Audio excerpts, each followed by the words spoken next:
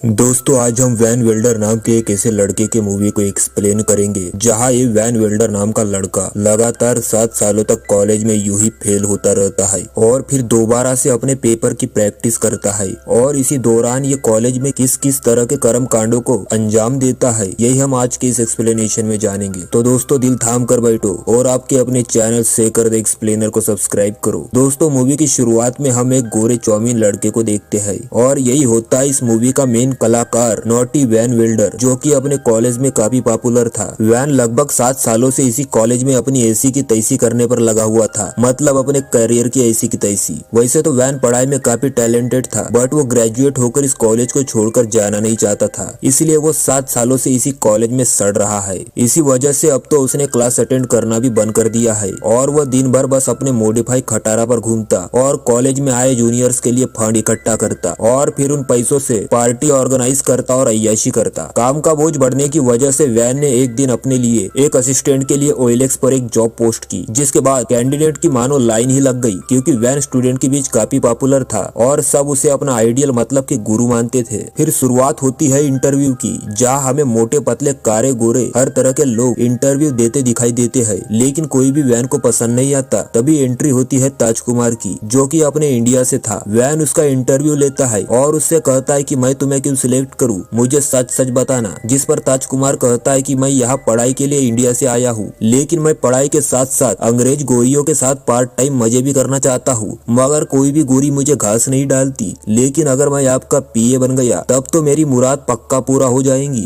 ताजकुमार की दुख भरी कहानी सुनकर वैन को उस पर तरस आ जाता है और वो उसे अपना PA बना लेता है। अगले सीन में हम एक लड़की को देखते हैं जिसका नाम गोयन होता है और ये कॉलेज न्यूज रिपोर्टर की जॉब पर हायर होती है, लेकिन कोई भी स्टूडेंट इसके न्यूज को उतना अटेंशन नहीं देता। एक दिन न्यूज का एडिटर गोयन को वैन का इंटरव्यू लेने की सलाह देता है, क्योंकि वैन ने आज तक किसी को भी अपना इंटरव्यू नहीं दिया था और अगर गोयन वैन का इंटरव्यू लेने में कामयाब हो जाती है तो उसकी ये न्यूज पॉपुलर हो जाएंगी। इधर वैन की लाइफ एकदम मस्त चल रही थी, आरटी पार्टी सब राइट में चल रही थी, लेकिन आखिर जिसका डर था वही हुआ। मतलब कि वैन के डैड को पता चल जाता है कि वैन अभी भी कॉलेज में ही है और वो लगातार 5 सालों से फेल होता आ रहा है और अपने बाप की इज्जत का कबाड़ बना रहा है। ये जानकारी मिलते ही वैन के डैड बौखला जाते हैं और तुरंत अपने नशेड़ी पुत्र वैन से मिलने उसके कॉलेज जाते हैं, जहां वैन एक कबर्ड में एक लड़की का गेम बजा रहा था। ये तमाशा वैन का बाप देख लेता है। अपने बेटे की करतूत देख वो और भी ज्यादा बौखला जाते हैं और उसे अपने साथ घर चलने को कहते हैं, लेकिन वैन घर जाने से मना कर देता है। जिस पर वैन के डैड गुस्से में गुर्राते हुए कहते हैं कि ठीक है, तुम्हें यहाँ रहना है तो रहो, लेकिन मैं तुम्हारी आज से कोई भी फीस वगैरह नहीं भरूंगा।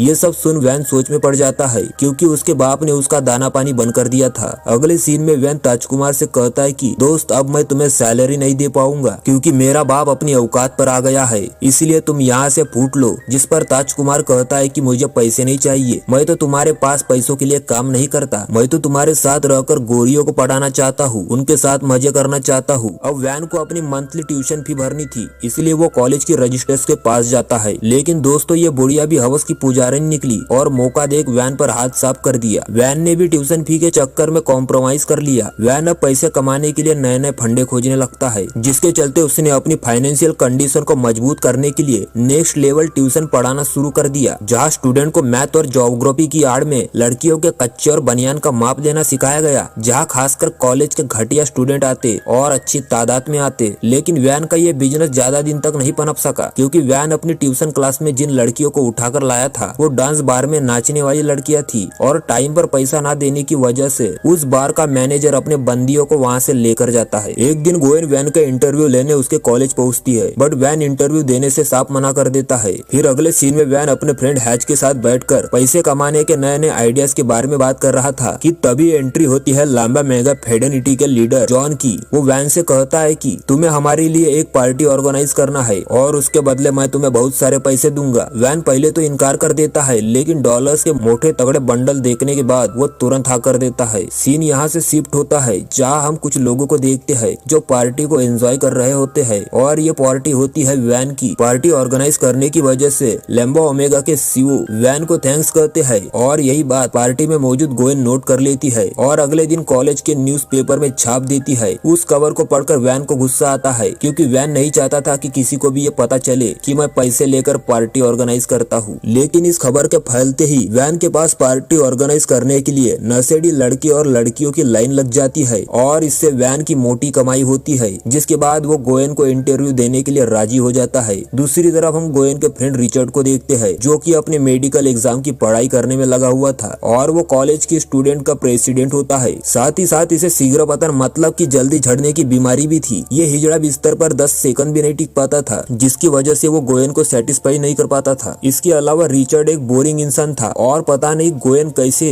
अभी भी उसके साथ ही रिलेशनशिप में थी। एक दिन जब रिचर्ड को पता चलता है कि गोयन आजकल वैन से अपनी मरम्मत करा रही है, तो उसके पिछवाड़े में आग सुलगने लगती है। वो वैन को गोयन की तरफ से उसके घर डिनर पे इनवाइट करता है। वैन को लगता है कि उसे गोयन ने डिनर पर इनवाइट किया है, जिसकी वजह से वो शाम को उसके घर निकल जाता है। वहाँ पहुंचकर उसे पता चलता है कि रिचर्ड ने उसके साथ प्रैंक किया है। रिचर्ड गोयन के पेरेंट्स के आगे वैन को जलील करने की कोशिश करता है, जिसके बाद वैन अपनी खोपड़ी चलाता है और रिचर्ड के इज्जत का फालूदा उड़ा देता है। और वैन इस प्रैंक का बदला लेने की ठान लेता है, जिसके बाद वैन हैज और ताजकुमार के साथ मिलकर रिचर्ड और उसके दोस्तों के लिए एक खुरापाती क्रीम रोल बनाने में लग जाते हैं, जिसे बनाने की रेसिपी थोड़ी खास है। पहले तो बाजार से कई दिन पुराने सड़ेले क्रीम रोल मंगाए जाते हैं, फिर हैज के ठरकी कुत्ते को बुलाया जाता है, जहाँ उसे डॉगी स्टाइल दिखाकर उसके हाथ गाड़ी को चलाया जाता है। जिसके बाद डॉगी अपना देसी क्रीम उगलता है, जिसके बाद इस बदबूदार क्रीम को उस क्रीम रोल पर लगाया जाता है और भिजवा दिया जाता है रिचर्ड के हॉस्टल, जिसे वो और उसके दोस्त बड़े ही मजे लेकर खाते हैं। सभी को क्रीम रोल बहुत पसंद आते हैं और वो उंगलियां चाट चाट कर इस क्रीम रोल को खाते हैं। तभी रिचर्ड की असिस्टेंट जेनी को टोकरी में रखी कुछ तस्वीरें नजर आती है, जहाँ वैन ने इस नायाब रेसिपी की कुछ तस्वीरें भिजवाई थी। जब ये लोग उन तस्वीरों को देखते हैं, तब उन्हें समझ आ जाता है कि उन्होंने क्रीम रोल की जगह कुत्ते की रबड़ी खा ली है, जिसके बाद उनके मुंह से सिवाय उल्टी के कुछ बाहर नहीं निकलता। एक दिन ताजकुमार एक गोरी का गेम बजा रहा था, तभी अचानक उसके पिछवाड़े में आग लग जाती है। ताजकुमार सीधा स्विमिंग पूल में कूद जाता है और अपना पिछवाड़ा और सामान जलने से बचा लेता है, पर वो उससे टकला होने से नहीं बचा पाता। आगे आप समझ ही गए होंगे। अगले सीन में हम गोयन को देखते हैं, जो कि वैन से काफी अट्रैक्ट हो गई थी। एक दिन गोयन वैन के कॉलेज में जाकर उसकी एडमिशन ट्रांसक्रिप्ट को चुरा लेती है, जिससे उसे पता चलता है कि वैन पिछले 7 सालों से ग्रेजुएट नहीं हो रहा। और जब ये बात वैन को पता चलती है कि गोयन ने उसकी पर्सनल लाइफ में दखलंदाजी की, तो वो बहुत गुस्सा हो जाता है और गोयन से दूरियां बना लेता है। लेकिन वैन को जल्द ही ये समझ आ जाता है कि गोयन की इसमें कोई गलती नहीं। उसे अपने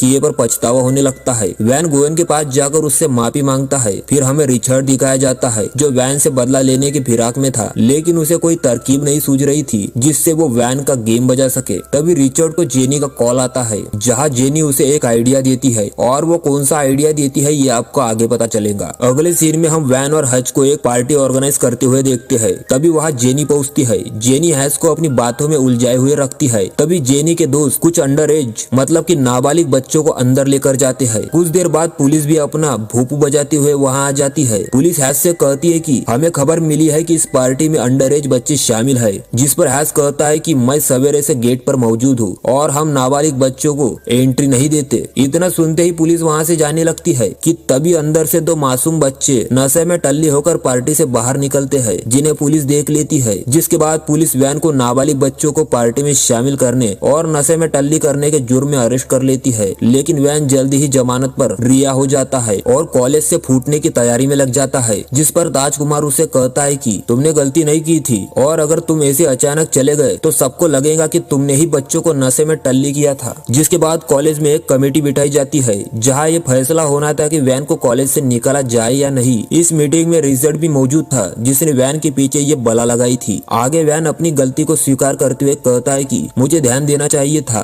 और मुझसे गलती हो गई, लेकिन मैं चाहता हूँ कि मुझे अपना ग्रेजुएट कंप्लीट करने के लिए एक मौका दिया जाए। जिस पर स्टॉप भी मान जाता है और वैन को अपना ग्रेजुएशन कंप्लीट करने का मौका दिया जाता है। जिसके बाद वैन अपनी पढ़ाई में लग जाता है, जिसमें सारे स्टूडेंट उसकी हेल्प करने लगते हैं। दूसरी तरफ जेनी गोयन को रिचर्ड के कारनामों के बारे में सब कुछ बता देती है कि कैसे उसने वैन को फंसाया था, और ये सब जेनी इसलिए बता रही थी क्योंकि वो रिचर्ड से तंग आ गई थी, क्योंकि वो बेड पर 10 सेकंड भी नहीं टिक पा रहा था। अब गोयन रिचर्ड के पास जाती है। वहाँ वो एकदम नॉर्मल बिहेव करती है, और जब रिचर्ड अपने मेडिकल एग्जाम के लिए जा रहा था, तब वो उसे अपने हाथों से बना हुआ मिल्क शेक पीने को देती है, जहाँ उसने चुपके से बवासीर पेल दिया था। अब रिचर्ड अपने एग्जामिनेशन हॉल में बैठा हुआ था, तभी अचानक उसके पेट में गुड़गुड़ होने लगती है, लेकिन वो बाथरूम नहीं जा सकता था क्योंकि एग्जाम के दौरान ये अलाउ नहीं था। रिचर्ड अपना प्रेशर रोकने की पूरी कोशिश करता है, लेकिन गुड़गुड़ के आवाज से पूरे क्लास में भौकाल मच जाता है। वह जल्दी जल्दी पेपर कंप्लीट कर बाथरूम की ओर भागता है, लेकिन रास्ते में उसे प्रोफेसर रोक लेता है और उसे अपने दोस्तों से मिलवाने लेकर जाता है। रिचर्ड यहाँ कंट्रोल नहीं कर पाता